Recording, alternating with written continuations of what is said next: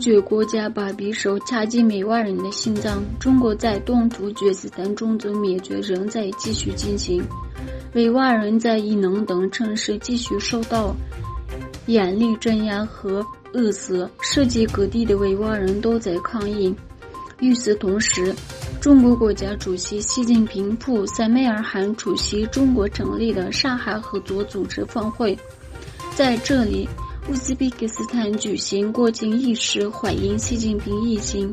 乌兹别克斯坦总统向习近平给予最高友谊勋章。作为兄弟国家的这一举动激起了维吾尔人的强烈愤怒。德国东突厥斯坦文化和信息中心主席阿卜杜基利利卡拉卡什先生批评突厥国家领导人向习近平颁发奖章，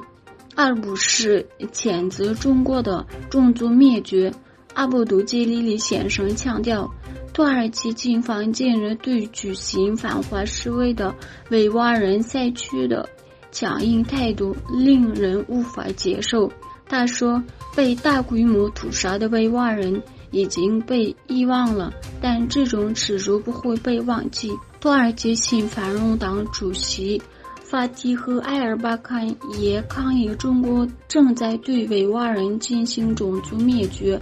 以格里、伊能等城市为借口让他们挨饿。他说，我们呼吁埃尔多安总统在上海合作组织会议上采取开放立场，让中国停止对维吾尔人的压迫。世界维吾尔人代表大会前主席、维吾尔人的精神母亲拉比亚卡蒂尔夫人发表声明，呼吁维吾尔人作为一个整体采取行动。拉比亚卡蒂尔夫人肯定了青年和妇女在这战争中的作用，并强调我们应探讨如何帮助因中国强制隔离而转嫁受损。伊丽莎白二世听临西明宫，中国代表团北京瞻仰灵柩。英国女王伊丽莎白二世的国葬下周一举办前，她的灵柩目前停坐在伦敦英国国会的西明宫供人瞻仰悼念，但是因要出席女王国葬的中国政府代表团却被禁止前往西明宫瞻仰女王的灵柩。根据 BBC 的报道，英国国会下议院议长林采霍耶尔坚持不让中国政府代表团进入属于英国国会地盘的西明宫。据报道，北京去年为了反制一些英国人指控中国当局在东突厥斯坦迫害维吾尔族人而对9名英国人提出旅行禁令和资产冻结的制裁，而被制裁的9名人中就包括了7名英国国会议员。北京宣布制裁2家美国军火商负责人，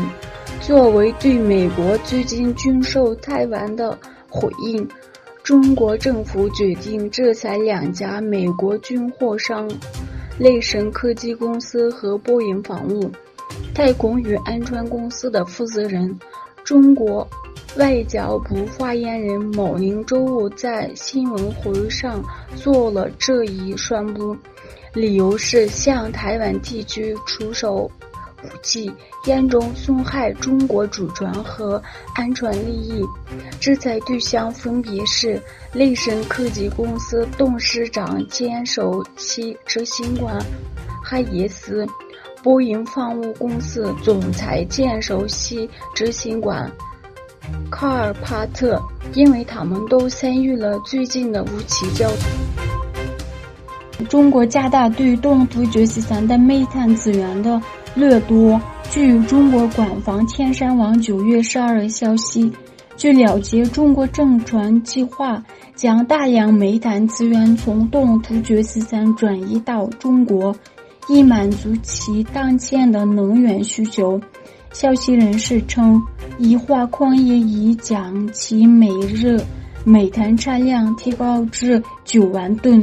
以供应中国。该公司目前每年开采3000万吨煤炭，并表示自今年年初以来已开采超过1900万吨，通过从现有的公路运输转向铁路运输，将这些资源走私到中国天星大楼起火光烧位于湖南长沙市内区的中国电信大楼星期五下午发生火灾，现场浓烟滚滚，数十层楼梯剧烈燃烧。据报道，截至晚上7时30分，楼梯明火已经扑灭，火灾没有造成人员伤亡，起火原因正在调查。